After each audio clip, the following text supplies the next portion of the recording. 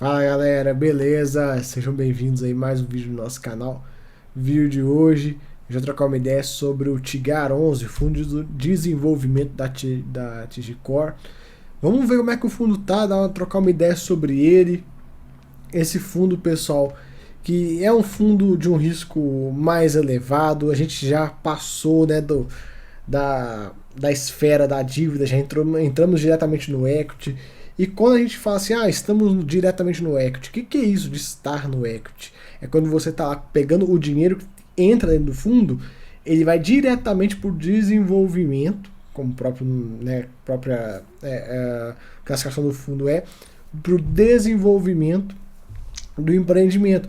Quando a gente pega e participa de um fundo de CRI, o que você faz com o seu dinheiro? Você pega o seu dinheiro e empresta para alguém que vai estar fazendo desenvolvimento. E esse alguém vai botar garantias, enfim, é um nível de risco abaixo. Quando você pega o dinheiro, entrega para um fundo e esse fundo pega esse dinheiro e vai construir diretamente, se der algum problema, não tem a figura de vou executar a garantia.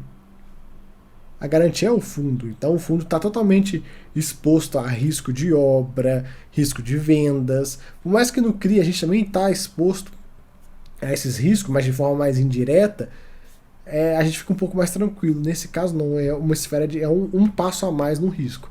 E, assim como todos os fundos de desenvolvimento, não só o Tigar, vou deixar aqui para a gente as informações mais importantes, não só o Tigar, na minha opinião pessoal, o retorno não está condizente com este risco.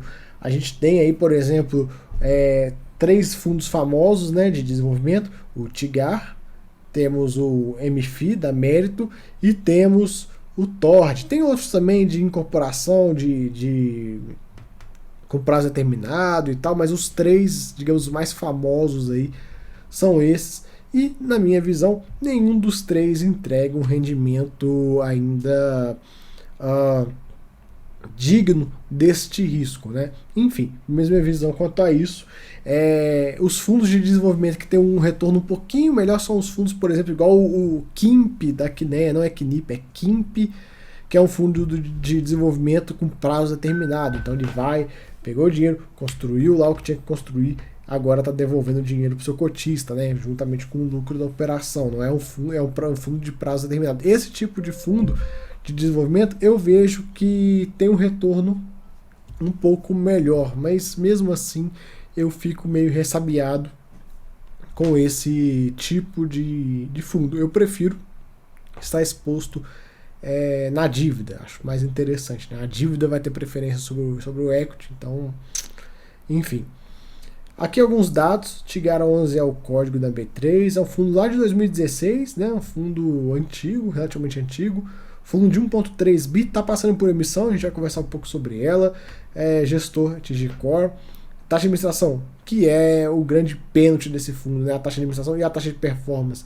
A administração 1,5% ao ano, muito caro, e a taxa de performance chega a ser pornográfica, né? 30% QCD, 100% CDI. Cara, não dá, né? Sinceramente não dá. Essa taxa de performance leva muito dinheiro do cotista embora.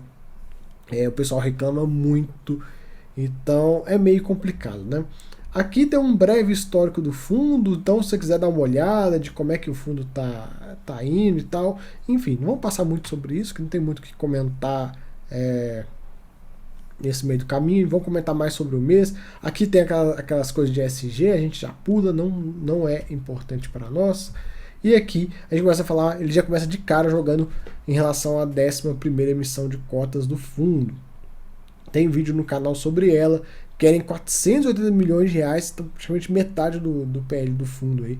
Preço de 122,46, sendo 119 do patrimonial, mais uma taxa de 3,23. Quando eu gravei o vídeo dessa emissão, eu comentei sobre a taxa, e muita gente falou, pô, mas taxa absurda e tal, você não tá puto e tal. De fato, não fiquei tão puto, porque, galera, eu gosto muito de fazer críticas construtivas e embasadas. Eu não gosto de ficar aqui jogando coisa no ar para vocês. A taxa é cara? Sim. Mas pega o histórico desse fundo, foi a emissão mais barata que eles já fizeram até hoje. Então a gente tem que dar aí o certo mérito da gestão estar tentando. Outro ponto que mostra que a gestão está tentando um certo alinhamento do seu cotista. A gestora vai arcar com parte dos custos referente à estruturação, né? Que dá um valor de 95 centavos por cota. Então, tipo assim, era para o custo ser mais de R$ 4. E eles estão pagando um.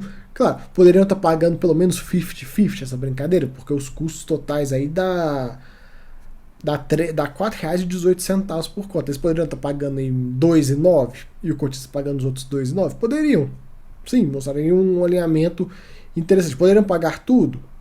Também poderiam. Mas isso mostra aí um certo alinhamento. O histórico do fundo em relação a taxas é muito ruim, né? Essa foi a melhor, mas mesmo assim ainda continua uma taxa cara. O que eu falo com vocês quando eu vejo uma taxa dessa, esse nível e tudo, eu falo com vocês o seguinte: qual é o apetite do mercado por um fundo desse? Quantos fundos a Tigar tem, a Tigicor tem? Então, a gente tem que botar isso na balança também, a não apenas criticar a gestão. Eles estão tentando, galera, mas não é fácil, não é fácil. Desenvolvimento é um setor que é extremamente difícil, não tem apetite do público, então se eles não fizerem isso aqui, vão ter que contar só com a base de cotistas. E aí, será que a base iria bancar uma emissão desse tamanho? Não sei, às vezes poderiam fazer umas emissões pequenininhas e tal, enfim, é um assunto delicado. Eu preferiria divisão de custos 50-50, mostraria um alinhamento, mas estão pagando aí alguma coisa, isso aí já ajuda, né? Além de pagar isso aqui, seria bom ver essa taxa de performance evaporar desse fundo, né? Não tinha que ter essa taxa de performance. Vamos lá. O fundo subiu 1,59 por cota, que corresponde a um yield de 1,26%. Em termos analisados, dá aí 16,28%. Cara, em relação a essa cota de fechamento, que está aí relativamente próxima do patrimonial. No patrimonial dá tipo 1,3 alguma coisa. Aí eu te pergunto, tem vários fundos de CRI aí, Urca é um exemplo, que tem desenvolvimento dentro dele, que entrega rendimentos muito melhores. Então, assim, cara, vale a pena desenvolvimento? Vale a pena receber 1,3% ao mês nesse fundo? O risco está condizente? Na minha visão, não está. É muito risco. Essa questão, né, o desenvolvimento em si é muito risco, e a gente tem alguns fundos de CRI que estão entregando yields bem parecidos com esse, né? Então, sei lá, eu tenho essa questão. E olha, eu posso falar para vocês, hein? Já fui cotista desse fundo no passado. Já fui cotista lá atrás. Já deve ter mais de 2 anos que eu fui cotista desse fundo. E entrei e tal, olhei, senti o clima do negócio tal, e depois falei, sistema de desenvolvimento não me apetece, né? Aquela coisa. Entrei e falei assim, vou sentir a tese, porque também tem aquela coisa, né, galera? Acaba que você só vai saber de fato como é o fundo depois que você tem dinheiro seu na conta, lá tem cotas suas, né? Eu pelo menos até essa visão. Você só entra de fato em um produto, e deixa nos comentários se vocês sentem a mesma coisa. Você só entra de fato num produto, mais que você estude, escambau, não sei o que, quando você vai lá e compra suas cotas, é seu dinheiro. Aí você vai de fato olhar esse negócio com muito mais atenção do que simplesmente estudando e tal. Enfim, já comentei disso com alguns colegas lá do grupo de membros. Pra você que não é membro, vire membro do canal, dê essa força aí, R$5 por mês, vídeos exclusivos. E a galera de membros, já comentamos sobre esse assunto, né? É engraçado, acho que é até psicológico isso. Um ponto sobre o Tigar é que a gente teve um crescimento nos rendimentos, que foi bom. O fundo vinha pagando R$1, R$1,20, R$1,40, aí ele passou a pagar esse R$1,50, ficou bem interessante. Já melhorou um pouco o risco-retorno da coisa, né? E a gestão vai manter esse guidance até o final do ano, entre R$1,50 e R$1,60. Esse fundo, pessoal, ele não sofre com deflação, é legal comentar isso, né? Vamos lá, ele até coloca aqui embaixo, ó. A deflação não gera impacto na distribuição do fundo, até porque a distribuição dele não está ligada à deflação, à inflação diretamente, é a venda lá dos projetos todos dele. Fundo hoje com 58% do seu patrimônio alocado em equity e loteamento, então loteamentos, o fundo vai lá, constrói todo o loteamento do zero, e ele coloca, né, mesmo com um resultado excelente da equity incorporação, entenda incorporação como sendo prédios, o loteamento segue como a principal fonte de receita do fundo. Temos alguns comentários mesmo, eu vou pular a parte macro, vamos pegar só o que importa. Ele coloca que o Brasil está bem posicionado para o cenário global. É legal passar nessas partes porque impacta no fundo. E ele coloca, né, que existe um riscozinho fiscal, mas esse risco, ele, digamos, está mitigado por conta da oposição, né, está aí na parte dos candidatos no legislativo, né, já no executivo, então criou-se uma oposição, né, de poderes, isso aí, na visão do fundo, é algo positivo. Já falando um pouco do desenvolvimento aqui do fundo, esse é um risco do fundo, olha só um risco bem interessante do fundo. Loteamentos residenciais via participação no setor de desenvolvimento imobiliário, focado em loteamentos residenciais via participação societária, na maior parte dos casos, os compradores finais das unidades são financiados pelo empreendedor, no caso o fundo. Então, olha o risco do fundo. O fundo financia a obra diretamente lá com o cara. Então, ele tem esse risco. E ele também mostra, né, que o desenvolvimento tem um risco das variações de preço dos materiais. Então imagina, você vai lá, eu pego R$500 500 milhões de reais na emissão com você. E é para construir um loteamento. Né? Vamos imaginar um grande loteamento de 500 milhões de reais. Claro, não vai ter um loteamento nesse valor, mas vamos imaginar um loteamento desse, gigante, de 500 milhões de reais. Estou começando a fazer. Então, eu estou fazendo asfalto, fazendo as ruas, perere, parará, pororô, rede de esgoto, aquela coisa toda. No meio do caminho veio a pandemia, igual aconteceu, e o preço de tudo sobe loucamente. E aí aquele loteamento que era para custar 500 passa a custar 600, 700. Enfim, o fundo está nesse risco aí diretamente. Ele traz aqui que a deflação tende a tornar mais acessível a aquisição de unidades imobiliárias e também o desenvolvimento, né, dos empreendimentos pelo fundo. Claro, os preços param de subir, isso ajuda o fundo. Falar um pouco da carteira de equity, tiveram alguns eventos, são vários, né, várias vendas, eu não vou passar por tudo, galera, mas é um monte de venda aí que teve em vários projetos. Na parte de loteamento, 58% da carteira, são 109 empreendimentos, bastante coisa, né? 97% está em obras ou vendas iniciadas e 12% estão no que a gente chama de land bank. Land bank é quando você já compra a área, mas deixa ela lá quietinha, você não faz nada. Né? É o banco de terras, né? Traduzido assim. E ele coloca que no histórico do fundo é a classe de ter o melhor desempenho, né? Que é o loteamento, é o foco do fundo. Aí ele traz alguns dados dos loteamentos, como eu falei, eu vou só passar de forma bem rápida. Ele fala aqui do loteamento Bandeirantes e tudo. Empreendimento dos mais ativos aí do fundo, Residencial Jardim Europa é também um dos mais antigos do portfólio, 4,5% do PL. Alphaville, para mim isso aqui é um dos mais tops que o fundo tem. O fundo tem participação acionária na Alphaville, tem essa parceria com a Alphaville, então eu gosto bastante dessa pegada de você ter uma parceria com um player que é a Alphaville. A gente sabe que só faz loteamento de granfino, então bem interessante. E ele coloca, né, no mês, esse ativo teve uma participação significativa nos resultados. Aqui ele fala de mais algum, Pérola da Tapajós e tudo mais. O Portal do Sol Green e Garden, então um dos o que mais contribuiu para o resultado do fundo. Relatório, pessoal, o relatório dele é bem ruim de ler. Vocês estão vendo, eu estou com um zoom forte na tela, porque se eu tirar o zoom, por exemplo, aqui, ó, é praticamente impossível de ler. Então você tem que dar um zoom e tem que ir lendo por colunas mesmo. Isso é uma reclamação recorrente do mercado e eles não mudam, não sei porquê. Seria muito mais fácil um loteamento de páginas corridas, porque, por exemplo, a gente tem aqui Sirpasa e Novo Colorado. Se isso aqui vira uma linha comprida, esse parágrafo que é desse tamanho, ele ia cair para 2 linhas, e enfim, você ia conseguir resumir isso tudo num espaço desse tamanho numa página, né? Enfim. Sirpasa, maiores urbanizadores do Brasil, o fundo tem um pouquinho mais da metade dessa empresa. Já Nova Colorado também está indo bem, aí são 2 empresas que o fundo tem participação. Vocês estão vendo como é que esse fundo ele é bem mais complexo que um fundo de CRI, né? Muito mais. Ele tem participação acionária em empresa, tem lá os equities diretamente, enfim, cara, é outra pegada, é outro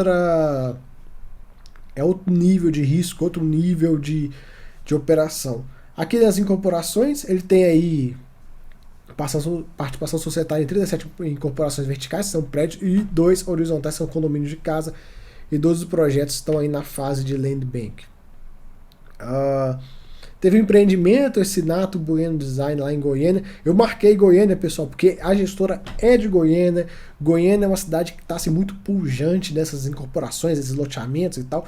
Para quem é de Goiânia pode deixar aí um comentário. Goiânia, galera, é só aqueles prédios gigantes de granfino e tal. É cheio. É cheio, é cheio, é cheio. Então, é uma cidade que vem crescendo muito forte, né?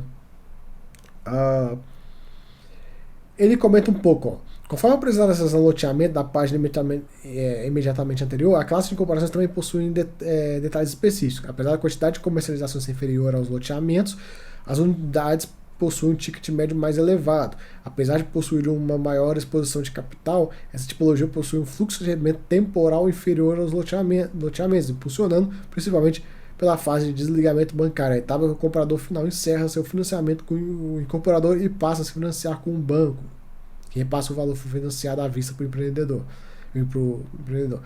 Dessa forma, em momentos de desligamento bancário, as incorporações verticais, o valor distribuído dessa classe de ativos se eleva, então tem um fluxo mais elevado. Aqui, equity multipropriedade, 9% PL, que para mim deve ser, a gente pode falar que é a classe mais arriscada de todas aí do fundo. A gente sabe dessa questão do multipropriedade já ser um pouco mais arriscado. E aí tem alguns empreendimentos, são 6, são poucos. E a gente tem o Golden Resort Lagueta, a gente vai falar dele já. Guarde este nome, hein? Guarde esse nome. Apesar da baixa temporada, os empreendimentos estão tendo aí bons resultados. Ele tem um shopping center também, não vou comentar muito, é pouquinho do PL. Ativos em bolsa, ele tem o BIC 11 e um pouco da Alphaville também, 2% do PL do fundo. E o fundo participou da oferta do IPO inicial da Alphaville. O fundo tem essa parceria com a Alphaville. Aqui, na parte de CRIs, a gente tem 29 operações, taxa média de inflação mais 9,99. A gente consegue ver um quadro resumo aqui de como é que tá os indicadores. Tudo na visão da gestora saudável, sem nenhum tipo de problema, tanto em obras quanto em vendas, bem avançado, né? Tá bem sossegado aí. A localização de cada um deles. Vocês sabem que eles gostam de Goiânia, né? Dá pra ver que eles gostam de Goiânia, de Goiás, né? São de lá. E aqui a gente teve uma movimentação, né? Venderam alguns ativos e eles compraram Golden Lagueto. Por isso que eu falei para vocês gravarem o nome. Resort Golden Gramado Lagueto. Então se você subir aqui, vamos lá. Golden Resort Lagueto. Então é o fundo operando nas duas pontas. A gente vê isso acontecendo aqui também. Ele está no equity e ele está na dívida. Não gosto disso. Já deixo claro aí com vocês. Aqui um pouco de história de rentabilidade. Rentabilidade aí do fundo versus aí CDI, IBOV, FIX, Pererê, Parará, Pororô, cota mais rendimentos. Vários gráficos de distribuição. Eu quero pegar aqui um gráfico. O número de cotistas. Ele é engraçado. Ele sobe, ele cai um pouquinho, ele volta a subir, enfim, meio se arrastando meio de lado. E aqui a gente tem o histórico do fundo aí de um ano para trás, né? 1,20, 1,16, aí veio melhorando conforme os tempos foi passando, o caldo foi engrossando, foi melhorando a distribuição. O número de cotistas, olha lá como tem uma quedinha aqui, né? Liquidez também melhorando aí, 4 milhões por dia. Resultados, eu vou marcar aqui para vocês, olha lá o equity loteamento, ó, como é que ele representa bastante do resultado, olha lá. No primeiro semestre, o fundo teve uma receita de praticamente 120 milhões, loteamento foi 82 milhões. Bastante, né? Bastante coisa que vem de loteamento. 60% vem dessa classe de ativos. Aqui nesse gráfico não tem a taxa de performance, mas daqui a pouco ela aparece. A taxa de performance desse fundo é bem pesada, né? Conforme eu já comentei com vocês. Aqui a localização das operações, a gente vê lá no Goiás como é que é concentrado, né? Por conta da gestora Celar. Uma concentração em loteamento também. Aqui um pouco do portfólio de CRI, aí tem essas bolinhas amarelas, o que está mais ou menos, o que está indo bem e tal, enfim. Aqui o loteamento também com as bolinhas, ó, tem um aqui, ó, Parque Ecológico Nunes Neto, lá em Frutal, não está indo muito legal, né, olha só, tá uma bolinha vermelha aqui, no que corresponde à TIR, né? Tem a TIR prevista e a TIR atual, então não tá muito legal, né? Enfim, aqui no final do relatório é mais um acompanhamento de tudo. Então a gente vê, tem essa bolinha vermelha aqui, mas cara, é um acompanhamento com o cotista praticamente impossível para o cotista fazer. Cara, se você vai entrar num fundo de desenvolvimento, você tem que confiar muito na gestão. Você tem que confiar muito na gestão para você conseguir investir nisso aqui. Porque não tem como você falar assim, não, eu quero monitorar igual, por exemplo, vocês veem fazendo em fundos de CRI, que eu tenho um monitoramento um pouco mais próximo e tal. Aqui não tem como você fazer isso. Não tem como você chegar assim, como é que tá a venda lá? Eu vou lá visitar a obra. Não tem como. E, cara, é um risco um pouco mais elevado. É um risco um pouco mais elevado. E na minha visão, o retorno não está muito condizente com o risco. Se esse fundo fosse base 100, em vez de ser base 120, né, o patrimonial dele não fosse 120, fosse 100 reais, e ele estivesse entregando 1,50, 1,60, aí eu acho que até estaria um pouco certo essa precificação, né? Tá menos errado. Mas na minha visão, ainda continua um pouco desajustado o risco-retorno. Nesse patamar de yield aí, eu preferi entrar em fundos de CRI. Tem muito fundo middle risk que está entregando um rendimento. Não agora, que no meio da deflação tá. Né? Enfim, nem como comparar. Mas se você pegar os middle risk antes da deflação, ou então você espera aí mais 2, 3 meses, não vai ter mais deflação, né? Não vai estar mais impactando no rendimento. Pega os middle risk que a gente tem aí, a FHI, a CNGCI, GCRI, enfim. Os mais variados aí, pega esses fundos e compara com o resultado desse fundo aqui e bota na balança as coisas para você ver se vale a pena ou não o risco. Mas é isso aí. Para quem gosta do setor, quem quer se expor, já falei isso em outros vídeos, né? Se você, independente de tudo que eu falei de riscos e tal, não, eu acho que o yield tá legal, tá tudo certo, vou comprar, eu gosto e que se dane. Quero ter desenvolvimento na carteira. Beleza. Se você quer ter desenvolvimento na carteira, minha opinião pessoal, não tem outro fundo que chega próximo do TIGAR. Não tem. Galera, pega o relatório do TIGAR, pega o relatório da Mérito, pega o relatório do Tord e compare.